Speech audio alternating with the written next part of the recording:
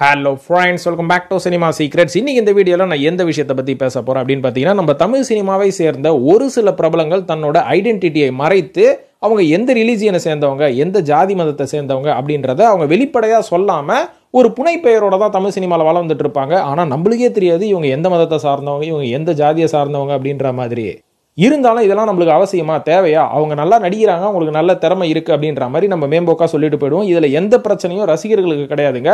ஆனா இருந்தாலும் இந்த மாதிரி பேரை மறைத்து சினிமாவுக்காக ஒரு பேரோட உலாவறதுக்கு பின்னணி என்ன அப்படின்ற மாதிரி என்ன கேட்டீங்கன்னா, ஒரு சில பேர் கண்டிப்பா என்ன சொல்லுவாங்கன்னு பாத்தீங்கன்னா, அந்த பேர் அவங்களுக்கு சூட் ஆயிருக்கு, ஸோ சினிமாவுக்கு வந்து ஒரு ஸ்டைலிஷான நேம் வேணும்ல, அதுக்காக தான் வச்சிருப்பாங்க அப்படின்ற மாதிரி தான் நம்ம சொல்லுவோம். ஆனால் இதுக்கு பின்னாடி சினிமாவை சார்ந்த மிகப்பெரிய அரசியல் ஒன்று இருக்குங்க. அது என்ன மேட்டர் அப்படின்றத இந்த வீடியோட இறுதியில் சொல்கிறேன். இப்போவே சொன்னால் சுவாரஸ்யம் கிட்ட போயிடும். வீடியோட லென்த்தும் ரொம்ப அதிகமாக போய் எந்த நடிகர்களை பற்றி நம்ம சொல்ல போகிறோன்ற ஒரு டியூரேஷனே வந்து ரொம்ப அதிகமாக போயிடும் இல்லையா? அதனால் வீடியோட இறுதியில் இதை பற்றி நம்ம விவாதிப்போம். இப்போ எந்தெந்த நடிகர், அதுவும் குறிப்பாக இஸ்லாம மதத்தை சேர்ந்த நடிகர்கள் தன்னோட இஸ்லாமிய பேரை வந்து சினிமாவில் யூஸ் பண்ணாமல் ஒரு பொதுப்படையான பேரை வச்சு கொஞ்சம் உலா வந்துட்டு இருக்கிறவங்களை பற்றி பேசுவோமா? இப்போ இந்த லிஸ்ட்டில் முதலாவதாக சொல்ல போகிற ஒரு நடிகர் இயக்குனர் அப்படின்ற மாதிரி சொல்லலாம். இவரோட screen name, on screen name வந்து ராஜ் கபூர் அப்படின்ற மாதிரி சொல்லுவாங்க. இவரை வந்து நம்ம பல படத்தில் பார்த்துருப்போம். அதுவும் குறிப்பாக சுந்தர்சி அவர்களோட படங்களில் பார்த்துருப்போம். சமீபத்தில் கூட ஆம்பளை படத்தில் கூட பார்த்தங்க. ஆனால் இவர் வந்து ஒரு நடிகர் ஆகிறதுக்கு முன்னாடி இவர் ஒரு மிகப்பெரிய இயக்குனர். ஏன்னா நல்ல சக்சஸ்ஃபுல்லாக ஓடிய சின்ன ஜமீன், வள்ளல், அவள் வருவாளா போன்ற படங்கள், இவ்வளவு ஏன் அஜித்தை வச்சு ஆனந்த பூங்காற்று, இது எல்லாமே தரமான படங்கள். இதுக்கு மேலே ஒரு நிறைய படங்கள் பண்ணியிருக்காரு. சீரியலையும் பார்த்தீங்கன்னா நந்தினி, ராசாத்தி போன்ற சீரியல்களை வந்து இவர் வந்து டைரக்ஷனும் பண்ணியிருக்கிறாரு. இதையும் தாண்டி நூற்றுக்கணக்கான படங்கள் நடிச்சிருக்கிறாரு. இவரோட ஃபேஸ் வந்து ஃபெமிலியரான ஃபேஸ், எல்லாருக்குமே தெரியும். அட இந்த நடிகரை நான் அந்த படத்தில் பார்த்தேன், இவரை வந்து நான் அந்த ஒரு பாட்டில் பார்த்தேன், இந்த ஒரு ஃபைட்டில் பார்த்தேன் அப்படின்ற மாதிரிலாம் நம்ம சொல்லுவோம்ல. ரொம்ப ஃபேமஸான ஒரு ஆள் தான் சி.வி. ஸ்ரீதர் அவர்கள்கிட்ட உதவி இயக்குனராக இருந்த தேனிகா இருப்பா இவர். ஆனால் இவரோட உண்மையான பேர் என்ன அப்படின்னு பார்த்தீங்கன்னா ஷாகுல் முகமது அப்படின்ற மாதிரி சொல்கிறாங்க. ஸோ இதுக்கு பின்னணியில் எதனால் ராஜ் கபூர் அப்படின்ற மாதிரி பாலிவுட் நேம்லாம் மாற்றினார் அப்படின்றத பற்றி நம்ம கடைசியாக பேசுவோமா? இப்போ இந்த லிஸ்ட்டில் இரண்டாவதாக சொல்ல போகிற இன்னும் ஒரு பிரபலம் யாருன்னு பார்த்தீங்கன்னா, இவர் வேற யாரும் இல்லை, இவரோட ஆன் ஸ்க்ரீன் நேம் வந்து பெரியார்தாசன் அப்படின்ற மாதிரி சொல்லுவாங்க. இவர் வந்து ஒரு ஏத்திஸ்ட், ஒரு ப்ரொஃபஸர், ஒரு நல்ல மோட்டிவேஷனல் ஸ்பீக்கர் மற்றும் ஒரு நடிகர். இவரோட உண்மையான பேர் சேஷாச்சலம். ஸோ சேஷாச்சலம் எப்படி பெரியார்தாசனாக மாறிச்சு, இதுக்கப்புறம் இவர் முஸ்லீமா கன்வெர்ட் ஆனதுக்கப்புறம் அப்துல்லாவா எப்படி மாறிச்சு அப்படின்றதான் மேட்ரு. இவர் பார்த்தீங்கன்னா ஏகப்பட்ட நல்ல புத்தகங்கள் எழுதியிருக்கிறார், நிறைய மோட்டிவேஷனல் ஸ்பீக்கரு, ப்ரொஃபஸராக இருந்திருக்காரு. படங்கள் கூட பார்த்தீங்கன்னா கருத்தம்மா, அரையன் 305 கடவுள், திண்டுக்கல், சாரதி, கடைசியாக வீரம் படத்தில் தாங்க நடித்தார். 2013 தன்னோட 63வது வயசில் இவர் இறந்துட்டார் அப்படின்ற மாதிரி சொல்லப்படுது. ஸோ பெரியார்தாசன் அவர்களோட உண்மையான பேரே பார்த்தீங்கன்னா அப்துல்லா அப்படின்றது தான். ஸோ இவரும் பார்த்தீங்கன்னா ஒரு கன்வெர்டட் முஸ்லீம் அப்படின்ற மாதிரி சொல்கிறாங்க. இவரை தொடர்ந்து மூன்றாவதாக சொல்ல போகிற இன்னொரு ஃபேமஸான நடிகர் யாருன்னு பார்த்தீங்கன்னா, பிக் பாஸ் டைட்டில் வின்னரான ஆரவ் அவர்கள் தான். ஸோ ஆரவ் அவர்களும் பார்த்தீங்கன்னா ஒரு இஸ்லாம மதத்தை சார்ந்தவர் தான். அது மட்டும் இல்லாமல் அவர் திருமணம் பண்ண ரஹி அப்படின்ற இன்னொரு இஸ்லாம் மதத்தை சேர்ந்த பெண்ணும் ஒரு நடிகை தான். இப்போ கூட சமீபத்தில் கௌதம் மேனன் இயக்கிய ஒரு படங்க, அந்த பையன் யார், இந்த வேல்ஸ் யூனிவர்சிட்டி பையன் ஒருத்தர் இருப்பானே தருணா, அவனோட ஜோடியை ஒரு பொண்ணு நடிச்சுது. அது என்ன படம் எனக்கு ஞாபகம் இல்லை, தெரிஞ்சா கமெண்ட்டில் போடுங்களேன். ஸோ அந்த படத்தின் கதாநாயகி தான் ரஹி. அவங்கள தான் வந்து ஆரவ் அவர்கள் சமீபத்தில் திருமணம் பண்ணிட்டாரு. ஸோ ஆரவ் அவர்களோட ஆரம்ப கட்டம் எப்படி இருந்ததுன்னு பார்த்தீங்கன்னா, அவர் வந்து ஒரு நாகர்கோயில்காரர் சேர்ந்தவருங்க, நாகர்கோயில்காரர் அவர். அதுக்கப்புறம் திருச்சியில் தான் படித்து வளர்ந்துருக்காரு. இதுக்கப்புறம் பார்த்தீங்கன்னா சின்ன சின்ன கதாபாத்திரங்கள் பண்ணியிருக்காரு ஒரு சில படத்தில். ஓகே கண்மணி, சைத்தான் போன்ற படங்கள்லாம் சின்ன சின்ன ரோல். இதுக்கப்புறம் பிக் பாஸில் வந்ததுக்கப்புறம் தான் இப்படி ஒரு மனுஷன் இருக்கிறானா அப்படின்ற மாதிரி வெளில தெரிய வந்தது.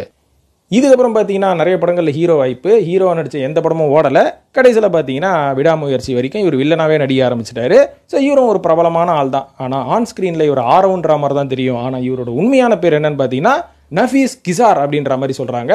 இப்போ ஆரவ் நஃபீஸ் கிசார் அவர்களை தொடர்ந்து நான்காவதாக சொல்ல போகிற ஒரு நடிகரும் இவர் கூட முஸ்லீமா அப்படின்ற மாதிரி நீங்கள் ஷாக் ஆவீங்க. ஆனால் இன்னைக்கு அவர் நம்ம கூட இல்லை. அவரின் பெயர் தான் சிட்டி பாபு. சிட்டி பாபு அவர்கள் கூட ஒரு சில படங்கள் நடிச்சிருக்கிறாரு. பாய்ஸ், தூளு, மாசாணி, அரண்மனை, ஒரு சில படங்களா, அந்த ஆள் லிஸ்ட்ல ஏகப்பட்ட படங்கள், ஒரு 50 படங்களுக்கு மேலே நடிச்சிருப்பாரு.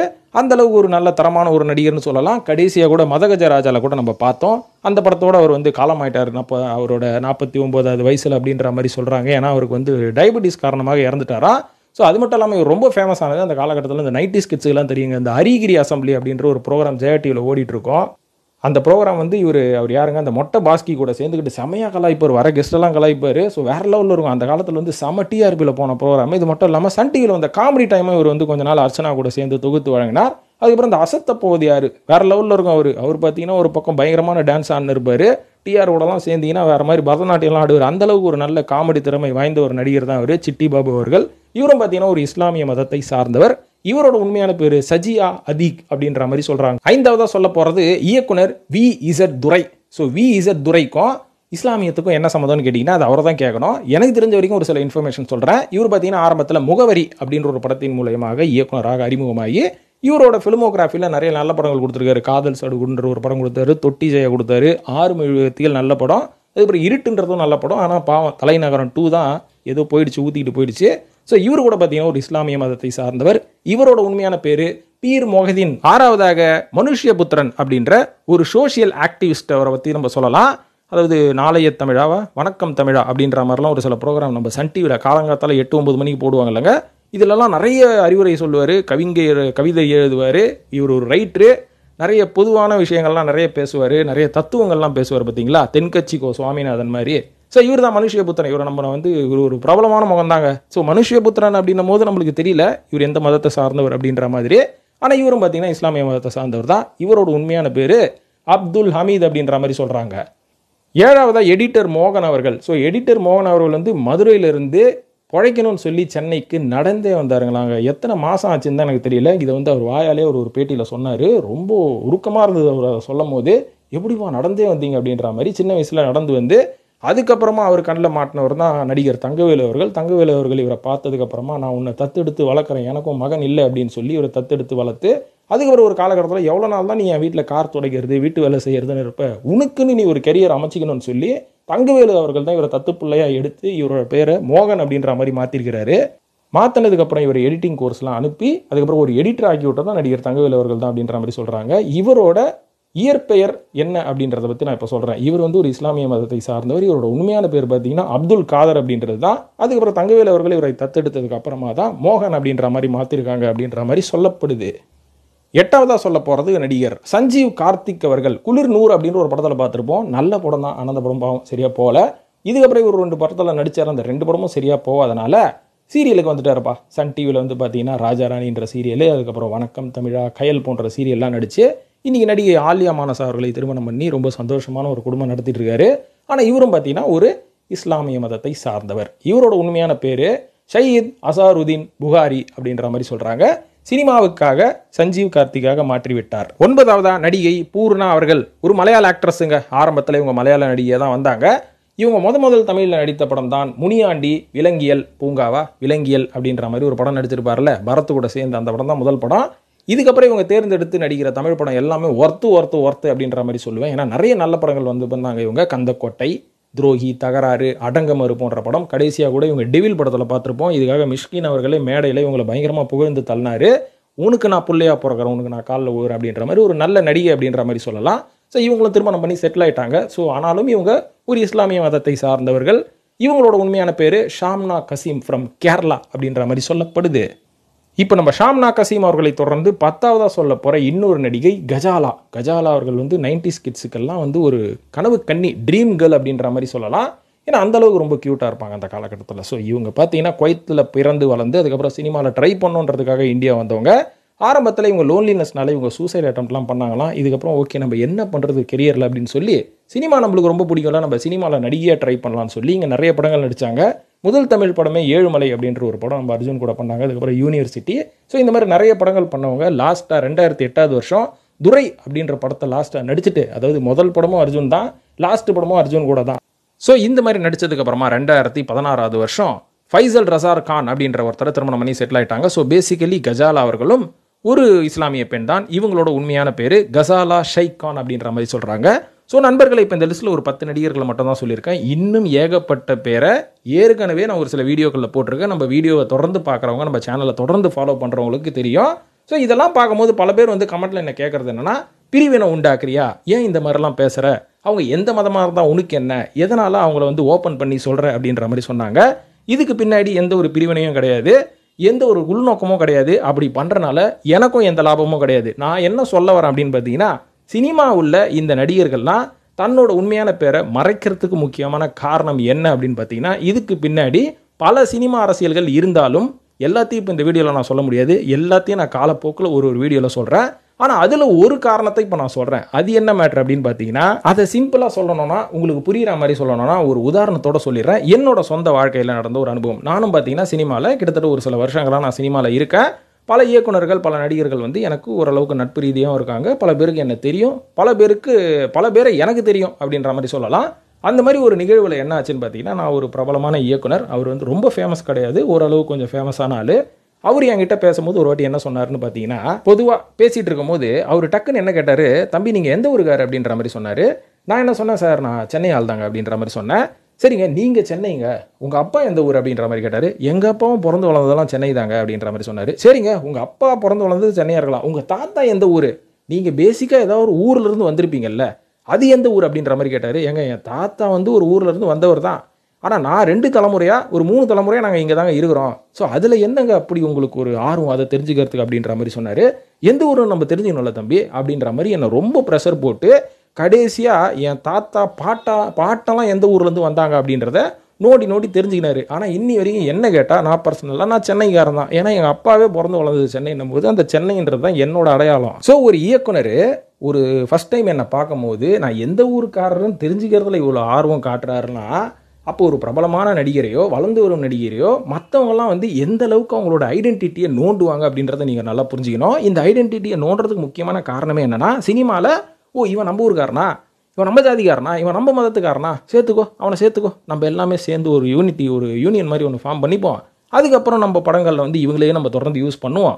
அதாவது இஸ்லாமியக்காரனையும் யூஸ் பண்ணட்டும், கிறிஸ்டியனையும் யூஸ் பண்ணட்டும், இந்துவையும் யூஸ் பண்ணிட்டோம், இந்த ஜாதிக்காரன் அந்த ஜாதிக்காரனையும் யூஸ் பண்ணிட்டோம் அப்படின்ற மாதிரி அன்னையிலிருந்து ரொம்ப வருஷமாக சினிமாவுக்குள்ளே இந்த மாதிரியான ஒரு கட்டமைப்பு போய்கொண்டே தான் இருக்குது நண்பர்களே. இது வந்து கொஞ்சம் காலத்துக்கு முன்னாடி வரைக்கும் ரொம்ப ஒரு அண்டர் வேர்ல்டு மாதிரி தான் போயிட்டு இருந்தது. அதாவது காதும் வச்ச மாதிரி தான் சில விஷயங்கள் வந்து போயிட்டு இருந்தது. ஆனால் இப்போ சமீப காலமாக இது ரொம்ப ஓப்பன் ஆகி இப்போ வர இயக்குனர்கள் எல்லாருமே ஓப்பனாகவே வர்றா நான் இந்த ஜாதிகாரன் தான், ஸோ என் படத்தில் இந்த ஜாதிகாரன் தான் வேலை செய்வான், உன் ஜாதிகாரெல்லாம் நான் உள்ளே சேர்க்க மாட்டேன் அப்படின்ற மாதிரி ரொம்ப உடஞ்சி போச்சு சினிமா, தமிழ் சினிமா அப்படின்ற மாதிரி சொல்லலாம். இதனால தான் பார்த்தீங்கன்னா நிறைய ஐடியாவுக்கு ரெஸ்ட்ரிக்ஷன்ஸ் இருக்குது. அதாவது நிறைய பேர் சொல்லுவாங்க மலையாள சினிமா ஏன் தமிழ் சினிமாவோட நல்லா இருக்குது அப்படின்னு பார்த்தீங்கன்னா, அங்கே இருக்கிற மாதிரி டேலண்டடான டெக்னீஷியன்ஸ் தமிழ் சினிமாலையும் இருக்கிறாங்க. ஆனால் ஃப்ரீடம் ஆஃப் ஸ்பீச்னு ஒன்று இருக்குது பார்த்தீங்களா, அது தமிழ் சினிமாவில் கிடையாது. அதுக்கு முக்கியமான காரணம் என்னன்னு பார்த்தீங்கன்னா, இந்த மாதிரியான ஒரு பிரிவினை ஏற்படுத்தி குரூப்பாக போய் உட்காந்தனால இப்போ நான் ஒரு மதத்தை சார்ந்தவனா என் மதத்துக்குள்ளே இருக்கிற பாசிட்டிவை பற்றி நான் பேசணும், என் மதத்துக்குள்ளே இருக்கிற நெகட்டிவை பற்றியும் ஆஸ் எ கிரியேட்டராக நான் பேசணும் இல்லைங்களா. ஆனால் அது எப்போ நடக்கும்னா, நான் எந்த மதத்தோடையும் சேராமல் நான் இந்த மதத்துக்காரன் நான் வெளில காமிச்சிக்காமல் நான் ஒரு படம் எடுக்கும் போது தான் என்னோட ஃப்ரீடம் ஆஃப் ஸ்பீச் வெளில வரும். நான் இந்த மதத்துக்காரன் அடையாளத்தை காமிச்சிக்கிட்டு நான் வந்து ஒரு குரூப்போட போய் உட்காந்துட்டா என் மதத்தில் இருக்கக்கூடிய பாசிட்டிவான விஷயத்தை மட்டும்தான் நான் பேசுவேனே தவிர நெகட்டிவான விஷயத்தை நான் பேசணும்னு நினச்சா கூட அந்த குரூப் என்னை விடாது. ஸோ இந்த மாதிரி குரூப்பாக போய் மாட்டிக்கிறனால தான் தமிழ் சினிமாவில் ஃப்ரீடம் ஆஃப் ஸ்பீச் கிடையாது, ஃப்ரீடம் ஆஃப் கிரியேட்டிவிட்டியும் கிடையாது. அப்படின்றனால தான் இங்கே வந்து நம்ம படங்கள் எடுக்கும்போது நிறைய ரெஸ்ட்ரிக்ஷன்ஸ் இருக்குது. இந்த ஐடியாவை நம்ம கொண்டு வரலாமா வேணாமா அப்படின்னு சொல்லி பல இயக்குனர்கள் தடுமாறி கொண்டிருக்கிறார்கள். ஆனால் இந்த பிரச்சனை கேரளாவில் கிடையாது. ஏன்னா கேரளாவில் நீங்கள் எந்த மதமாக இருந்தாலும் சரி, நீங்கள் எந்த ஒரு ரிலீஜியனாக இருந்தாலும் சரி, எந்த ஒரு ஜாதியாக இருந்தாலும் சரி, போட்டு பட்டுன்னு படத்தில் உடச்சி போட்டு போயிட்டே இருப்பாங்க. அதனால தான் சூப்பர் ஸ்டார் ரேஞ்சில் இருக்கக்கூடிய மம்மூட்டி அவர்கள் கூட பிரம்மயுகம், அதுக்கப்புறம் இந்த காதல் அப்படின்ற போடுற படங்கள்லாம் இப்போவும் நடிச்சிட்டு இருக்காரு. மோகன்லால் அவர்களும் நிறைய மிக்சடு படங்கள் நடிச்சிட்டு இருக்காரு. ஃபஹத் ஃபாசில் அவர்கள் கூட டிரான்ஸ் போன்ற படங்களை ரொம்ப வெளிப்படையாக நடிச்சிட்டு இருக்காரு. இதுக்கு முக்கியமான காரணம் ஃப்ரீடம் ஆஃப் ஸ்பீச் அங்கே இருக்குது. அவங்க யாருமே ஒரு கட்டமைப்புக்குள்ளே உட்கார மாட்டாங்க. அவங்களோட ஃப்ரீடம் ஆஃப் ஸ்பீச், அவங்களோட ஐடியா, கிரியேட்டிவிட்டி இது எல்லாமே ஒருத்தரை சார்ந்திருக்காது. இது வந்து பொதுவாக ரசிகர்களுக்கு தேவைன்னா அடிச்சு விட்டு போயிட்டே இருப்பாங்க.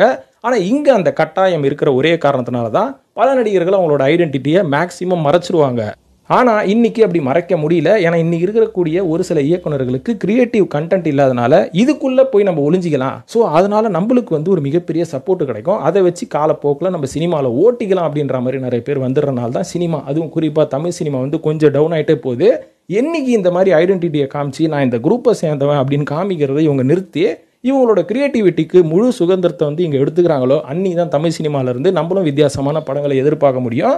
இல்லைனா அது வரைக்கும் ஜாதி சார்ந்த படங்கள், மதம் சார்ந்த படங்கள், இந்த ஜாதிகாரன் அந்த ஜாதிகாரன் குறை சொல்கிறது, அப்புறம் நம்ம ஜாதிகாரனை எதிர் ஜாதிகாரன் குறை சொல்கிறது, இப்படியே தான் நம்ம படம் எடுத்துகிட்டு இருப்போம். ஏன்னா 10ல் ஒரு 5-6 படம் இப்படி தான் வந்துட்டு இருக்கு. 4 படம் மட்டும்தான் கொஞ்சம் வித்தியாசமாக வருது தமிழ் சினிமாவில், அதுவும் சமீப காலங்களில் அப்படின்னு நான் சொல்கிறேன். அதுக்காக தான் இந்த மாதிரியான நடிகர்கள் ஐடென்டிட்டியை மறைச்சிட்டு இருக்காங்க அப்படின்றது ஒரு காரணம். இன்னும் பல காரணங்கள் இருக்குது. அதெல்லாம் அடுத்தடுத்த வீடியோவில் சொல்கிற நண்பர்களே. இந்த வீடியோ பற்றிய கருத்துக்களை கமெண்ட்டில் போட்டு வழக்கம் போல சினிமா சீக்ரெட்ஸையும் சப்ஸ்கிரைப் பண்ணிவிட்டு ஃபாலோ பண்ணுங்கள் நண்பர்களே. நன்றி, வணக்கம்.